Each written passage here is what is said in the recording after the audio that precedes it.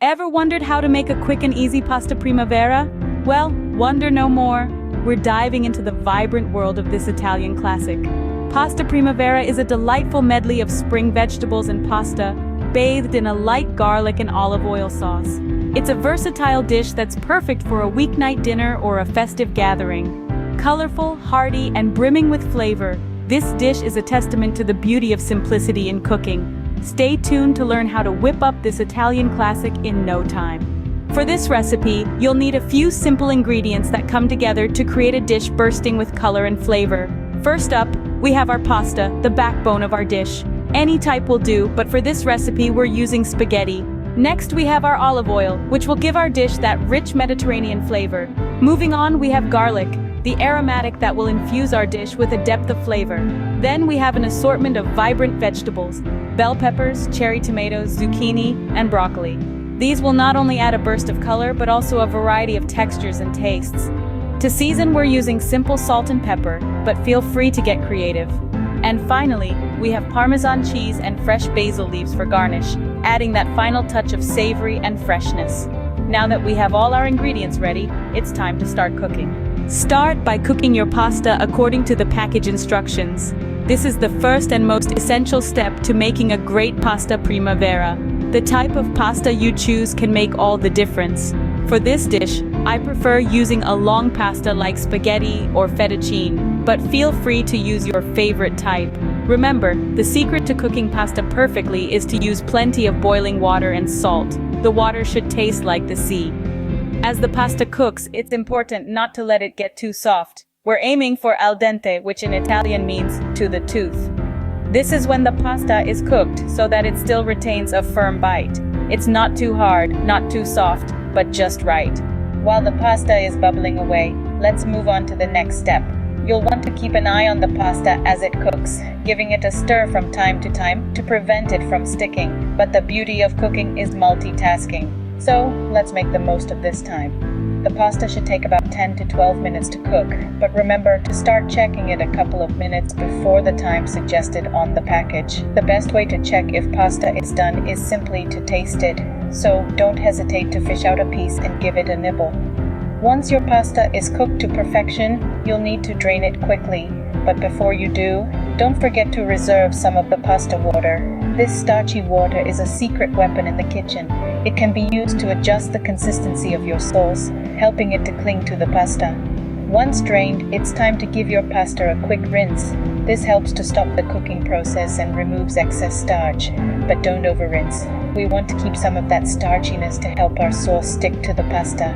And there you have it, perfectly cooked pasta, ready for the next stage of our pasta primavera journey. While the pasta is cooking, we'll prepare our vegetables. Dice up some garlic and chop your vegetables into bite-sized pieces. Savor the vibrant colors and the fresh aroma of these vegetables. We've chosen bell peppers, cherry tomatoes, zucchini, and broccoli. But the beauty of pasta primavera is its flexibility. You can be adventurous and experiment with your favorite vegetables or simply clean out your fridge. Next, we're going to heat a generous glug of olive oil in a pan over medium heat. Once the oil is hot enough, add the diced garlic. Let it sizzle and dance around in the pan until it releases its fragrant aroma. This is where we start building our layers of flavor. Now it's time to introduce the vegetables to the pan. Add them in, one variety at a time, starting with those that take the longest to cook. In our case, that's the broccoli and bell peppers. Stir them around, making sure they're well coated in the garlicky oil. Allow them to saute for a few minutes until they start to soften and their colors become more vibrant. Next, add in the zucchini and cherry tomatoes. These need less time to cook, so adding them later ensures they retain their shape and texture. Season the medley of vegetables with salt and pepper. Stir everything together and let it cook for a few more minutes. We're looking for the vegetables to be tender, yet still have a bit of a crunch. Remember, we want to preserve the individual characteristics of each vegetable, so resist the urge to overcook them. The crunch of the bell pepper, the sweetness of the cherry tomato, the soft bite of the zucchini, and the hearty goodness of broccoli all combine to create a symphony of flavors and textures that make pasta primavera so delightful. Now that our vegetables are ready, it's time to combine them with the pasta. The anticipation is building, isn't it? But hold on to your taste buds, we're just getting to the best part. Once your pasta is cooked al dente, drain it and add it to the pan with the vegetables. Now this is where the magic happens. You've got your pasta perfectly cooked to retain a slight bite, and your vegetables a medley of vibrant colors, each carrying its unique flavor profile. It's time to marry these two components together. Start by adding the pasta directly into the pan where your vegetables are sizzling away. The heat from the pasta will help to extract those last bits of flavor from the vegetables. But it's not just about tossing them together. No, it's about creating a harmonious blend of textures and flavors. As you stir, make sure to coat each strand of pasta with the aromatic olive oil and the vegetable juices. This isn't just about mixing, it's about infusing the pasta with the flavors of your vegetables. You see, pasta is like a sponge, it absorbs the flavors around it. So by mixing it directly in the pan, you're ensuring that every bite is as flavorful as the last. Now, you might notice that the pasta starts to stick to the pan. That's perfectly normal. Just add a splash of pasta water. Not only will it prevent sticking, but it'll also create a light sauce that helps to bind everything together. Keep stirring until everything is well combined. You're looking for a colorful blend where each ingredient shines but also contributes to a greater whole. It's almost like conducting an orchestra, where each instrument plays its part, but together they create a beautiful symphony. Once you're satisfied with the mix, give it a taste. Adjust the seasoning if needed. Remember, it's your creation, so feel free to tweak it until it hits all the right notes for you. And just like that, you've created a delightful pasta primavera, a symphony of flavors, right in your kitchen. Now let's move on to the final step, plating. Now it's time to serve. The aroma of the perfectly cooked pasta mingling with the fresh vegetables is tantalizing, isn't it? But before we dive in, let's add the finishing touches. The plating of the dish is just as important as the preparation. It's the first thing that catches the eye, and we all know we eat with our eyes first.